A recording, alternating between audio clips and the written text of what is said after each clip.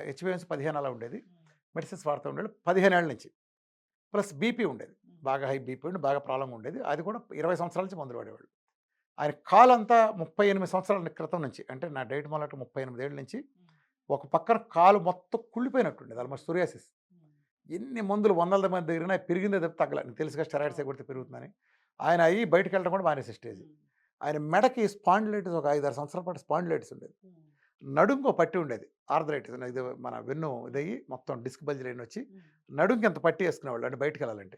కాలు దగ్గర థైకి ఒక పట్టి, కింద కాఫ్ దీనికి ఒక పట్టి వేసి మధ్యలో ఈ జైపూర్ దీని మీద నడిచేవాడు. ఆస్టియోపొరోసిస్‌తో కాళ్ళు కూడా ఇలా వంకరొచ్చినాయి. ఇది నా దగ్గర రాకముందు. అప్పుడు 100 కిలోలు ఉండేవాళ్ళు ఆయన. 5.6 ఏడో ఉండేవాడు ఆయన హైటు. అంత ఉంటే నా డైట్ మొదలెట్టిన తర్వాత షుగర్‌కి మందులు పారాలని నాకు తెలీదు. ఆయన మా ఫ్రెండ్ చేస్తున్నప్పుడు వస్తే "ఇదేంటి నాకు షుగర్ డౌన్ అయిపోయింది రామకృష్ణ" అన్నాడు ఆయన. అయితే మందులు పారేయండి మావ అన్నాను. అయిపోయింది. ఇక అక్కడి నుంచి ఆయన 2 నెలలు చేస్తే 14 చిల్లర ఉండేది 5.3కి వచ్చింది. తర్వాత మళ్ళీ 8, 9 ఏళ్ల నా డైట్ చేయలే ఆయన. అసలు నా డైట్ చేయలేదు. కానీ పోస్ట్ డైట్ ప్రోటోకాల్ ఆయన చాలా బాగా పాటిస్తారు డిసిప్లిన్‌గా. ఇప్పటికి కూడా 6 దాటలేదు. ఈ రోజుకి నేను నిన్న సంక్రాంతి పండుగ వెళ్ళిన తర్వాత రిపోర్ట్‌లు కూడా ఇస్తా. ఈ మధ్యలో ఆయనకి 6, 6 సార్లు సర్జరీలు జరిగినాయి. ఎట్లాంటి సర్జరీలు? ఒకటి సర్జరీలు కాదు సారీ సర్జరీలు 4 ఒక కన్నుకోసారి, ఒక కన్నుకోసారి సుఖాల ఆపరేషన్ జరిగింది. అంటే వయసుతో పాటు వస్తాయి కదా 75 ఏళ్ళకి. ప్లస్ ఆహ్, మొన్న మోకాళ్ళు 2 మోకాళ్ళు ఎట్ ఎ టైమ్ మార్చుకున్నారు. మార్చుకుంటే 14 రోజులు, 15 రోజులు ఇంక నడక మొదలెట్టేసాడు.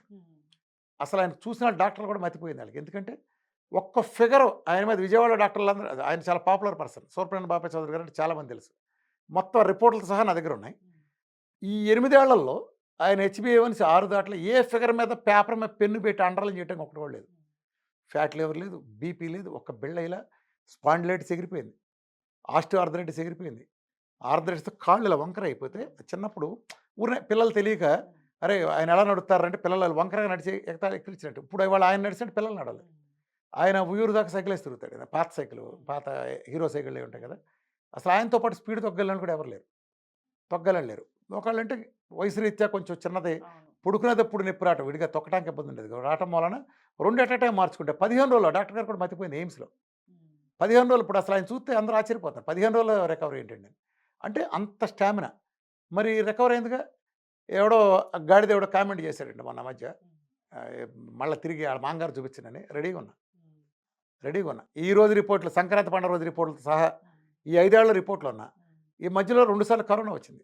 స్టెరాయిడ్‌లు కూడా కొట్టారు. అయినా సరే ఆయన 6 దాటల. ఇదేంటి మరి? అంటే హెల్త్ నిలబడిపోయిందిగా. నిలబడిపోయిందిగా.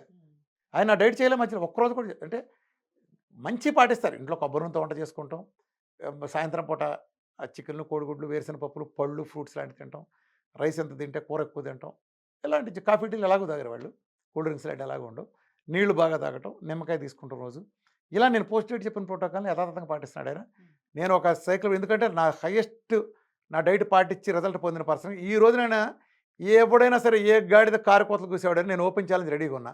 ఆయనలో గనక ఆ హెల్త్ ప్రాబ్లమ్స్ గతంలో ఉన్న ఏ ఒక్కటి పట్టుకున్నా, ఏది 8 ఏళ్ల తర్వాత డైట్ మానేసి నాకు రిజల్ట్ నిలబడలేదని మూసే గాడిదలకి ఇదే నా సవాల్.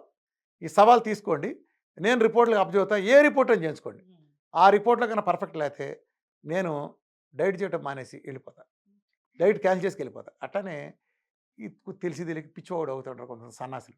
క్యాన్సర్ లాంటివి నాకు ఎప్పుడో తగ్గిన టెస్ట్ మళ్ళీ పెడతాం. నిజానికి ఆ తర్వాత వాళ్ళు కంటిన్యూ చేస్తారో నాకు తెలియదు. మొన్న మధ్య ఎవడో కూర్చొని ఒక ఆయన క్యాన్సర్‌ది రిపోర్ట్ పెట్టాడు రామకృష్ణ 2 ఏళ్ళాడు, 3 ఏళ్ళాడు.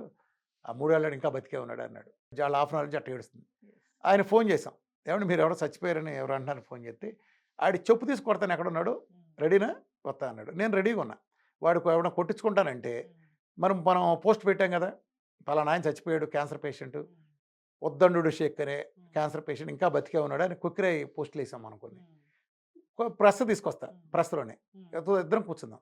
బతికుంటే లాగి అతను కొడతాడు. లేతే నన్ను కొట్టు. ఇద్దరం చెప్పుతోనే. రెడీనా?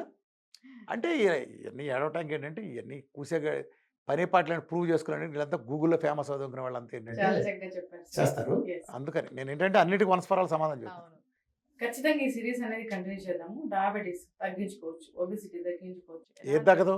ఎలాంటి ఏది తగ్గదు? అనేక రోగాలు తగ్గుతాయి. ఖచ్చితంగా తగ్గించుకోవచ్చు. బీఆర్కే డైట్ ఫాలో అవ్వాలని కోరుకున్నాం. ఇంకా ఏమైనా డౌట్స్ ఉంటే స్క్రీన్ పైన స్క్రోల్ అవుతున్న నంబర్కి కాల్ చేయాలని కోరుకున్నాం. చాలా చక్కటి ఇన్ఫర్మేషన్ సార్. మనం సిరీస్ కంటిన్యూ చేద్దాము ఈ కొత్త మన ఫస్ట్ ఇంటర్వ్యూ Yes, కొత్త ఛానల్. చక్కటి ఇన్ఫర్మేషన్ అండి. ధన్యవాదాలు.